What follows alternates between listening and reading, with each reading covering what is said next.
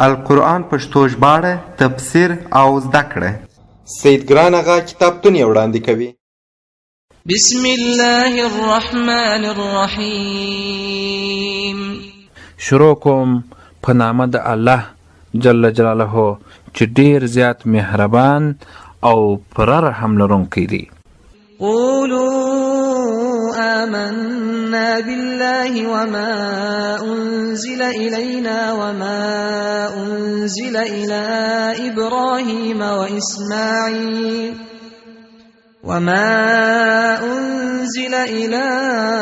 إبراهيم وإسماعيل وإسحاق ويعقوب والأسباط وما أوتي موسى وعيسى وما أوتي النبيون من ربهم لا نفرق بين أحد منهم ونحن له مسلمون.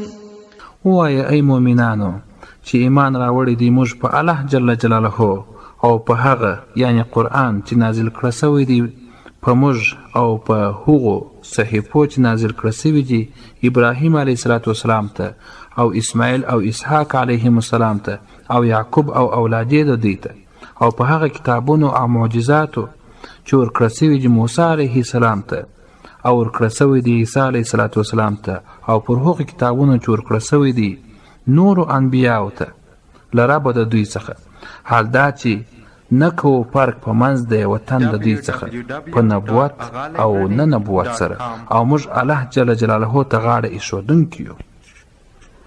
فإن آمنوا بمثل ما آمنتم به فقد اهتدوا وإن تولوا فإنما هم في شقاق فسيكفيكهم الله وهو السميع العليم.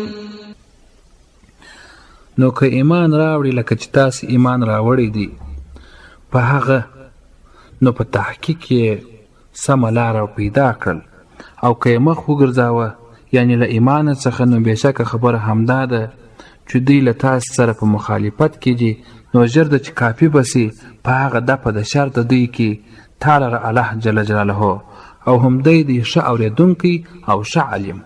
صبغة الله ومن أحسن من الله صبغة ونحن له عابدون. او وایست ای مؤمنانو پرنګ د الله جل جلاله، او څوک ښه دی له الله جل جلاله څخه د جهت څخه د رنګ یعنی د دین، او موږ خاص د لره عبادت کوونکي یو. قل أتحاجوننا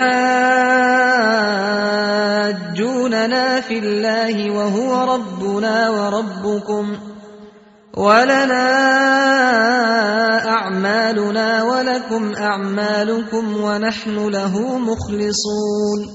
وای ای محمد صلی الله علیه وسلم دیته ایا جګړه کوي تاسو له موږ سره په دین د الله کې، حال دا چې هغه دی رب زموږ او رب ستاسي، او موږ لره دي عملونه زموږ او تاسو لره دي عملونه ستاسي، او موږ خاص الله جل جلاله لره په اخلاص یو.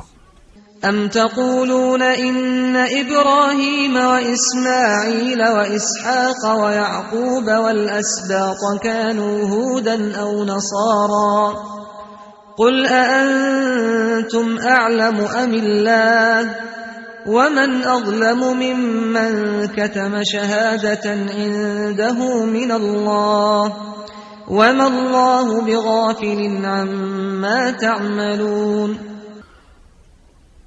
ایا وایست تاسې چې بېشکه ابراهیم علیه السلام او اسماعیل علیه السلام او اسحاق او یعقوب علیهم السلام او اولاد د دوی و دوی یهودان یا نصرانیان؟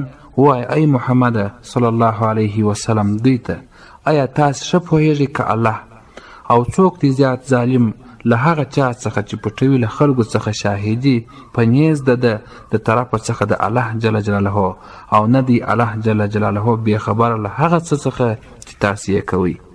تلك أمة قد خلت لها ما كسبت ولكم ما كسبتم ولا تسألون عما كانوا يعملون.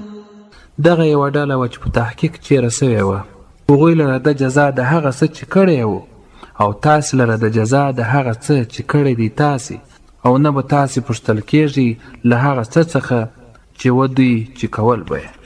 تفسیر: همدا آیات مخکې هم چیر سوی دی. هر کله چې د دې کتابیانو د اهل کتابو په زړونو کې تکبر او غرور ځای نیولی و او داسې یې ګڼل چې زموږ اعمال هر څومره چې خراب وي بیا به هم زموږ پلرونه شفاعت کوي او بخښنه به راته غواړي. نو ځکه د داسې چټي خیالاتو د لا ښه تردید کېدلو لپاره هغه آیات بیا مکرر بیان وفرمایه چې وپوهیږئ چې په پخواني آیات کې کتابیانو ته خطاب و او په دې آیات کې محمدي امت سره مخاطبه ده. هغه مخاطب کوي چې په دې چټي خیال کې د هغوی متابعت او پیروي مه کوئ، ځکه چې دا راز هیلې او توقعات هر سړی د خپلو مشرانو او موړو څخه په خپل زړه کې کولی سي. په داسې تخیلاتو او توقعاتو کې بیخي غلط او چټي خبره ده. اوس وروسته د دې څخه د یهودانو او نورو مشرکان د یوې بلې ناپوهۍ او حماقت څخه اطلاع ورکول کیږي چې د قبیلې د تحول په نسبت عنقریب راتلونکې ده. دا اولې سپارې پای. د قرآن کریم د پښتو ژباړې تفسیر او زده کړې لپاره زموږ چینل سبسکرایب کړئ او څنګ ته یې د زنګ پر سویچ باندې کلیک وکړئ.